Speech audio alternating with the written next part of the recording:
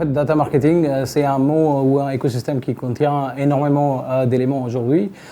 Mais depuis à peu près 3-4 ans, on voit une vraie évolution de ce marché.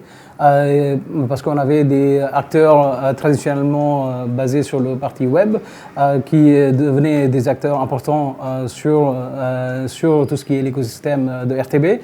Mais aujourd'hui, on voit une vraie volonté de la part des annonceurs d'adopter les nouveaux outils comme les DMP, etc., qui sont présents maintenant plus en plus.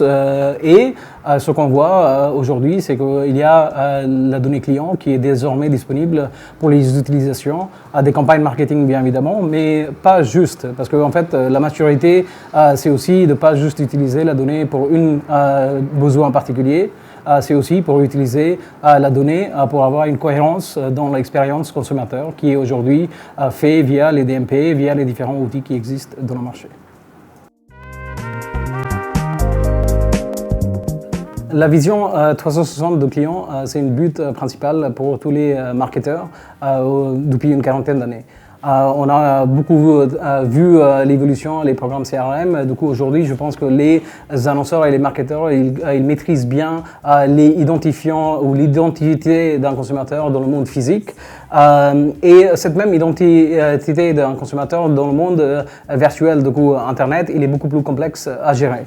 Il y a une raison très simple pour ça, c'est si on voyait l'écosystème digital sur la partie marketing, du coup Luma Landscape, on avait à peu près une centaine d'acteurs présents il y a 5 ans.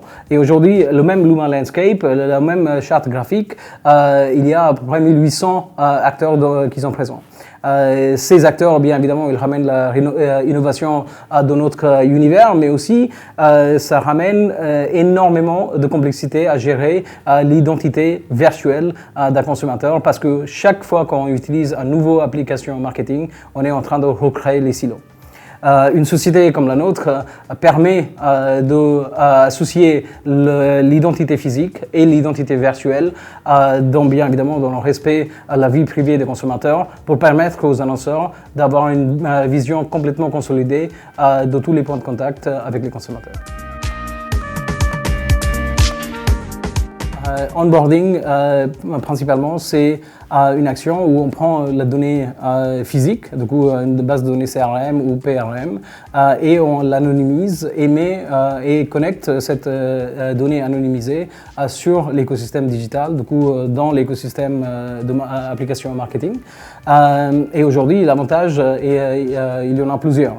Aujourd'hui, principalement en France, quand on parle d'onboarding, souvent on essaye de parler sur la partie ciblage, du coup ciblage des campagnes, comment on arrive à cibler un consommateur qu'on a déjà en présence dans notre base de données CRM.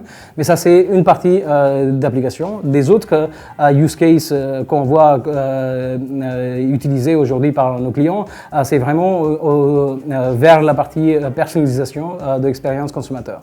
Car l'onboarding permet d'utiliser la connaissance qu'on a générée sur la partie CRM sur les différents applicatifs marketing. Du coup, aujourd'hui, on est capable de personnaliser l'expérience en connaissant l'historique de contact qu'on a avec nos clients. Et finalement, c'est aussi un outil qui est utilisé sur la partie mesure d'efficacité des campagnes. On parle beaucoup de la mesure, la partie attribution, sauf qu'aujourd'hui, dans l'écosystème, on ne connecte pas les transactions traditionnelles ou offline avec les activités online. Et l'onboarding permet de réconcilier ces deux mondes.